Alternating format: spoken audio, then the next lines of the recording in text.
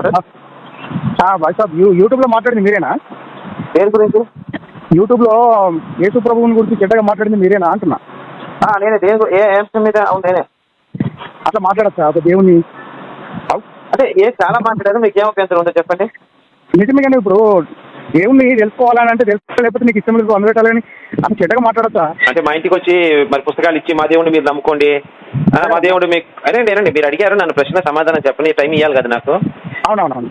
ఇప్పుడు మీరు పుస్తకం పట్టుకొని వచ్చి ఏమండి మా దేవుడు నిజదేవుడు, మా దేవుడే నిజదేవుడు, మిగతా దేవుడు రాళ్ళు రప్పలు సైతాన్ వాళ్ళు పూజిస్తే నరకానికి వెళ్తారు, మీరు నమ్మకండి అని చెప్పి చెప్పడం, హిందువుల ఇళ్ళకి వచ్చి సువార్తలు చెప్పడం ఎంతవరకు న్యాయం?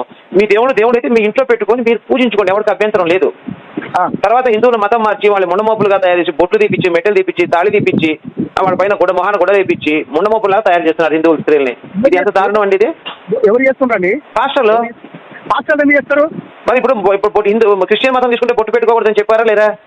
అది ఇప్పుడు వాళ్ళు దేవుడి గురించి సత్యం తెలుసుకున్న తర్వాత వాళ్ళు ఇష్టం అంటే ముండమోపులు అయితేనే సత్యం తెలుసుకుంటారా? ఆడవాళ్ళు ముండమోపులుగా తయారైతేనే సత్యం తెలుసుకుంటారా? ఇప్పుడు బొట్టు పెట్టారు. మీరు క్రిస్టియనేనా? నేను క్రిస్టియనే తమ్ముడు. అవును, మీరు ఎప్పుడు క్రిస్టియన్? ఒక్క నిమిషం, వేరే వాళ్ళ సంగతి మనకు అనవసరం, కానీ మీ గురించి నా గురించే మాట్లాడుకుందాం. మీరు ఎప్పుడు తీసుకున్నారు ఈ మతం? నేను 1993 సంవత్సరం. 93వ సంవత్సరం. అప్పుడు పెళ్ళైందా మీకు? పెళ్లి కాకముందు నేను యేసు ప్రభువుని నమ్ముకున్నారు. మరి మీ భార్య గారు పెళ్లి ముందు పొట్టు పెట్టుకుని చక్కగా సాంప్రదాయబద్ధంగా ఉండి ఇప్పుడు మొట్టుగా అయినా తీసేశారు కదా? నా భార్య కూడా పుట్టు క్రైస్తవురాలే, యేసు ప్రభువుని నమ్ముకున్న కుటుంబం వాళ్ళు. రైతే. మరి అంతకుముందు కూడా వీళ్ళందరూ పొట్లు పెట్టుకుని కాటుకలు పెట్టుకుని తాళ్ళు వేసుకుని చక్కగా తిరిగిన వాళ్ళు యేసు నమ్మకం అవన్నీ యేసు అక్కడ తీసేయమని చెప్పాడా? ఇప్పుడు బొట్టు వాళ్ళ ఇష్టం తమ్ముడు. ఇప్పుడు బొట్టు పెట్టుకోండు, జడలు అల్లుకోండు. అవును, వాళ్ళ ఇష్టమే. మరి ఇప్పుడు ఎందుకు తీసేస్తున్నారు క్రైస్తవ మతంలో మారిన తర్వాత? ఇప్పుడు నీకు కావాల్సింది ఆర్గ్యుమెంట్ కావాలా, జవాబు కావాలా? నేను ప్రశ్నించిన దానికి మీరు సమాధానం చెప్పండి.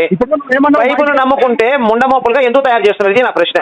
అది చెప్తా, దానికి జవాబు నేను చెప్తా. కానీ నువ్వేమన్నావు? నేను ఒక ప్రశ్న ఫస్ట్ ఏమన్నాను?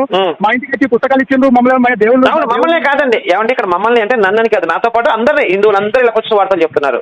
అది ఇప్పుడు నేను ఎందుకు పుట్టినా తమ్ముడు? ఇప్పుడు మీ పేరేం పేరు? నా పేరు గుణపాలరాజు. గుణపాలరాజు. ఇప్పుడు నేను ఎందుకు పుట్టినా యేసు ప్రభువుని నమ్ముకున్న 10వ తరగతిలో. నువ్వు నమ్ముకో, నాకు అభ్యంతరం లేదు. మరి నువ్వు వచ్చేసి మళ్ళీ పుస్తకం పట్టుకొని మా ఇళ్ళకి వచ్చేసి మా దేవుడే నిజ దేవుడు, మిగతా దేవుడు సైతాను రాళ్ళ రప్పలు విగ్రహాలను పూజించకూడదు అనే మాట మీ నోటి మాట ఎందుకు వస్తుంది? నా ప్రశ్న. ఇప్పుడు సరే, నీ ప్రశ్న అది నిజమే, కానీ నమ్మకం లేదు. కానీ ప్రశ్న అడిగితే దానికి అదేనంటో మళ్ళీ సమాధానం. ఇప్పుడు నేను అదే చెప్తున్నా, నీ మతం గొప్పదైతే నీ పేరేంటో నాకు తెలియదు, నీ మతం గొప్పదైతే నువ్వు నమ్ముకొని ఇంట్లో పెట్టుకో. నా పేరు సతీష్ బ్రదరు. సతీష్. మీ దేవుడు గొప్పదైతే మీరు ఇంట్లో పెట్టుకోండి. మా ఇళ్ళకి వచ్చేసి మా దేవుడే నిజ దేవుడు అంటే మిగతా దేవుడు అందరూ ఇప్పుడు మీరు ఉన్నారండి, మీ ఇంటికి నేను వస్తా. అయ్యా బాబు ఈయన ఒకసారి ఈయనయ్యా మీ ఇంటికి వచ్చి బాబు అయ్యా ఒకసారి నా మాట ఒకసారి నేను మీ ఇంటికి వచ్చి మా అమ్మ మాత్రమే పతివ్రత, మిగతా వాళ్ళు ఎవరు పతివ్రతలు కాదంట. మీ ఇంటికి వచ్చి మీ అమ్మగారు ఎదురుగా నువ్వు ఒప్పుకుంటావా? ఇప్పుడు ఎవరు ప్రతిభతనం వాళ్ళెంబడినే ఉంటుంది తమ్ముడు. ఆ మాట నేను అనాలి.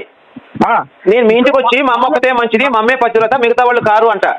మీరు చేసుకోండి, మా దేవుడే నిజ దేవుడు, మిగతా వాళ్ళు దేవుడు కాదంటారు. మరి ఇప్పుడు నేను అన్న మాట ఎట్లా ఉంది? ఎట్లా ఉంది? గురించి వీళ్ళ గురించి అర్థం అవసరం లేదు. నువ్వు దేవుడి గురించి కాదు బ్రదర్, నువ్వు అడిగిన దానికే ఎగ్జాంపుల్ చెప్పాను నేను. నువ్వు అడిగిన దానికి ఒకసారి నువ్వు పెద్దోడు వచ్చినాడు మాట నేను చెప్పేది నువ్వు. మా హిందువులు ఇళ్ళకి వస్తారు, మమ్మల్ని మతం మారుస్తారు. మన భారతీయులు కాదా? ఎవరు?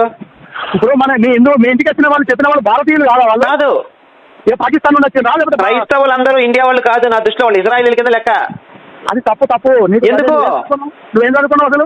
నా చదువు కాదు, నువ్వు దౌర్జన్యంగా మాట్లాడుతున్నావు. నువ్వు దౌర్జన్యం ఏం చేస్తాను నేను? కానీ దౌర్జన్యంగా మాట్లాడుతున్నావు.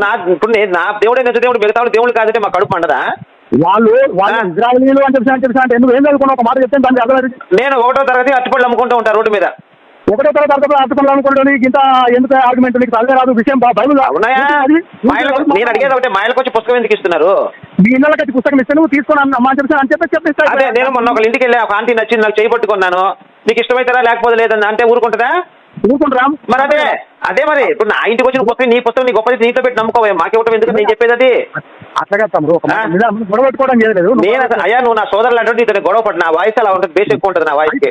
అయితే ఇంకొకటి ఏంటంటే వాళ్ళు దేవుడు చేసిన మేలు చెప్పడానికి నీ దగ్గరికి వచ్చిండ్రు. నీకు ఇష్టమంటే నమ్మకలేకపోతే దాని బలవంతం ఏం లేదు. అది సెక్స్ పుస్తకం కదా. ఇప్పుడు సరేనా ఇవన్నీ కాదు, ఆ బైబిల్ సెక్స్ పుస్తకం అన్ని బూతులే ఉన్నాయి. మరి దానికి ఏం చెప్తావు? ఎక్కడ సెక్స్ పుస్తకం అది? మీ బైబిల్ ఉందా మీ దగ్గర? ఉన్నది నా దగ్గర. చెప్పు. మరి తీసి చదువుతారా? నేను నా మైండ్ లో మొత్తం కంటత అయిపోయింది. చెప్పు అది. నేనేం చెప్పు, ఏం కావాలో చెప్తాను. ఇదిగో మళ్ళీ నువ్వు తర్వాత ఇదిగో బెదరు ఇది కాదు కానీ అదే మాట మార్చకూడదు. మళ్ళీ నేను మాట మార్చా కానీ సరే ఒకసారి తీ బెదరు. అట్లా కాదు, యేసు ప్రభు అటువంటి అయినా ఇటువంటి అయినా అని ఆయన గురించి ఆయన గురించి అంత చిన్న ఇప్పుడు నీకు యేసు ప్రభు గురించి మాట్లాడా బైబిల్లో బూతుల గురించి కావాలి నీకు? సరే చెప్పండి ఏది కావాలంటే అది చాయిస్ ఈజ్ యువర్స్. చెప్పాయా, నీకే ఛాయిస్ ఇస్తున్నాను, ఛాయిస్ నీది, వాయిస్ నాది, చెప్పు. బేస్ నీ కరెక్ట్ మాట్లాడావు. ఎజెస్కేల్ 23 అధ్యాయం 20 వచ్చింది, ఒకసారి చదువు. ఎక్కడ అది? ఎజెస్కేల్ ఏంటి ఏముంది, చదువు, నువ్వు చదువు, నువ్వు విషయంలో చదువు. ఇప్పుడు బైబిల్ నీది పరిశుద్ధ గ్రంథం. ఇగో బెదరు ఒక మాట బెదరు నా మాట ఒకటిను. ఎవరైనా నిన్ను బైబిల్ చదవమన్నప్పుడు ప్రేమతో, ఆశతో, ఆతృతతో చదవాలి నువ్వు. బైబిల్ గొంతులో ఆర్ధత కనపడాలి నీకు బైబిల్ చదవమన్నప్పుడు. అలాంటిది పోయి నన్ను చదవమంటున్నావు. అవును, ఇప్పుడు నువ్వు ఎక్కడ చదువుకున్న బైబిల్ ఎన్నో సార్లు చదివినా నాకు జ్ఞానం ఉంది, పరిజ్ఞానం ఉంది. నాకు చదవడం రాకనే కదా నేను చదవమంది. నాకు చదవడం రాకనే నేను నీ రిఫరెన్స్ రాసుకున్నా అంటే నాకు రిఫరెన్స్ నేను బైక్ లో ఒక నిమిషం నన్ను చెప్పని నేను రికార్డ్ చేసి ఆ విషయం పూర్తిగా చూడండి, వినాలి. నువ్వు చెప్పు. నువ్వు అందుకే నువ్వు ఒకసారి బైబిల్ తీసి ఎజెస్కేల్ 23 వచ్చిన చదువు అక్కడే ఉందో. నేను చెప్పేది మోడీ చదివిన 5వ తరగతి, ఒక నిమిషం మోడీ చదివిన 5వ తరగతి టీ అమ్ముకునేవాడు. ఈరోజు దేశ ప్రధాని కాలేదా?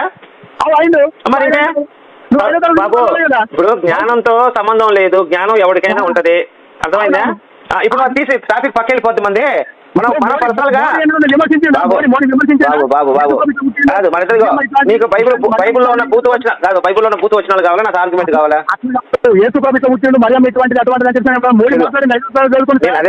ఒక నిమిషం విను. పరమగీతం 4:5 నీకు ఇరుకుచములు జింక పిల్లల్లో తామర వేయి పోలి ఉన్నది అని ఉన్నది. అది నీకు అవసరం లేదా తమ్ముడు, నువ్వు చిన్నోడివి. మా ఇంటికి వచ్చి బైబిల్ ఇస్తే కాదా? మా ఇంటికి వచ్చి నువ్వు బైబిల్ ఇచ్చి బూతు పుస్తకం ఇచ్చే అవసరం లేదని చెప్తే ఎట్లా? అరే ఇప్పుడు నీకు బైబుల్ ఇచ్చింది కావచ్చు, నేను ఇప్పుడు కాదా? ఇప్పుడు మా ఇంట్లో ఉన్నారు ఆడవాళ్ళు, మా అమ్మగారు ఉంటారు, మా చుట్టాలు ఎవరో ఉంటారు, ఈ పుస్తకం ఇచ్చి పరిశుద్ధ గ్రంథం అని చెప్పిస్తారు. నీ ఇరు కుటుంబంలో జింకమేయు తామర వేలు పోలి ఉన్నది అంటది. అంటే నీ 2 సళ్ళు కూడా సమానంగా ఉన్నాయి, హెచ్చు తగ్గులు లేకుండా అని చెప్పి ఉంటది. మరి నేను సెక్స్ పుస్తకాన్ని తీసుకొచ్చి మా అమ్మగారికి మా ఇంటికి వచ్చిన ఆడవాళ్ళకి ఇస్తే మాకు అబ్జెక్షన్ ఉండదా? అది పరిశుద్ధ గ్రంథం టెక్స్ట్ పుస్తకం కాదు. ఏది బాబు ఒక్క నిమిషం నీ పేరు చెప్పు ఒకసారి. నా పేరు సతీష్. బాబు సతీష్ ఒక మాట నేను చెప్పేది ఒక్క మాట. ఇప్పుడు బైబుల్ ఎంత దరిద్రం ఇప్పుడు చెప్తా నేను. ఆ ప్రపంచంలో ఉన్న బాబు సతీష్ నీకు ఓపిక ఉండాలి, ఇనే ఓపిక ఉండాలయ్యా. నీకు ఇనే ఓపిక లేకపోతే ఫోన్ పెట్టి నువ్వు ఫ్రీగా ఉన్నప్పుడు ఫోన్ చేయి, మాట్లాడదాం. ఇప్పుడు ప్రపంచంలో ఉన్న ఆడవాళ్ళందరూ కూడా 2 స్తనులు ఒకటే రకంగా ఉండవు. ఇది సైన్స్ చెప్పిన మాట, ఓకేనా? మళ్ళీ చెప్తాను నేను విను. ప్రపంచంలో ఉన్న ఆడవాళ్ళు ఎవరికి కూడా 2 చనులు సమానంగా హెచ్చు తగ్గులు ఉంటాయి. కానీ బైబిల్ పండితులు ఏం చెప్తున్నారు? ఈ యొక్క స్త్రీకి 2 చనులు కూడా సమానంగా ఉన్నాయిట. 2 చనులు సమానంగా ఉన్నాయి. ఎలా ఉన్నాయి? జింక పిల్లల్లో తామర మేయ అంటే జింక పిల్ల చెంగు నెగురుతుంటుంది. ఇక్కడ కళ్ళు కూడా నడుస్తుంటే చెంగు నెగురుతున్న విధంగా కవులు చెప్తున్నారు. ఇది ఏంటి దరిద్రం? ఏంటిది? ఇంకోటి ఉంది, ఇంకో దరిద్రం ఉంది. నీవు ఆలోచన నీ కుటుంబం గెలవలే, నువ్వు తాడి చెట్లు ఉన్నావు, నీ సళ్ళు ద్రాక్ష గెలలాగా ఉన్నాయి. ఏంటి దరిద్రం? ఏంటిది? నాకు ఒక చిన్న చెల్లెలు ఉంది, దానికి ఇంకా సళ్ళు రాలేదు, వస్తే దాని సళ్ళు నేనేం చేయాలంటాడు ఇంకొకడు. గాడిద గుర్రం అంటే వంగములు కలిస్తే నాకు మంటలు కావాలని చెప్పి వస్త్రీ అడుగుతా ఉంటది. బాబు ఇంకా చాలా ఉన్నాయి. వచ్చిన కన్యకాల ముందు పురుషులు తలను నలిపి మంచి వయసులో ఉన్నప్పుడు అబ్బాయిలు వచ్చి అమ్మాయిలు సళ్ళు నొక్కారు.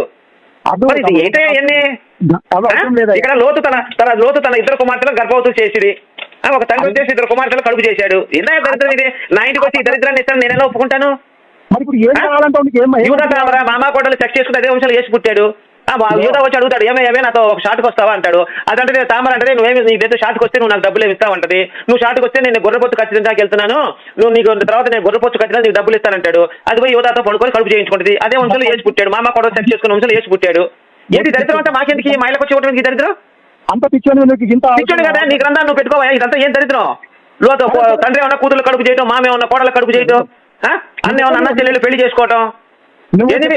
అబ్రాహ్మ సంస్థ పెళ్లి చేసుకున్నాడు. ఇంత ఇది రూబేన్ వచ్చేసి వాళ్ళ చిన్న తల్లితో పడుకున్నాడు. దావీదు కొడుకు అబ్షాలోం 10 మంది పిల్ల తల్లి పడుకోబెట్టి వరుస ఒకరి తర్వాత ఒకరు వేసి ఇజ్రాయెల్ ప్రజలందరినీ వేసి చూపిస్తూ వేసాడు వాళ్ళని బట్లని ఇప్పి. ఏంటా ఈ దరిద్రం? ఏంటా ఇది? ఇంత దరిద్రం పెట్టుకొని నువ్వు నీకు తెలుసా బైబిల్ తెలుసా? నువ్వు 1వ తరగతి చదువుకుని ఇంత దరిద్రం పెట్టుకొని నువ్వు చదువుతావు బైబిల్? నీ ఆడవాళ్ళు చేతి బైబిల్ చదివిస్తాను ఒకసారి వింటావా? మరి నీటికి వెళ్తే నువ్వు ఫోన్ ఆన్ చేయి, నీ ఆడవాళ్ళ ముందు బైబిల్ వచ్చిన వాళ్ళని చదువుతా. ఇంత దరిద్రం తీసుకొచ్చి మా ఇళ్ళకి వచ్చి నీకు ఇష్టం లేదు. మా ఇంటికి వచ్చి మీ ఇంటికి వస్తానా?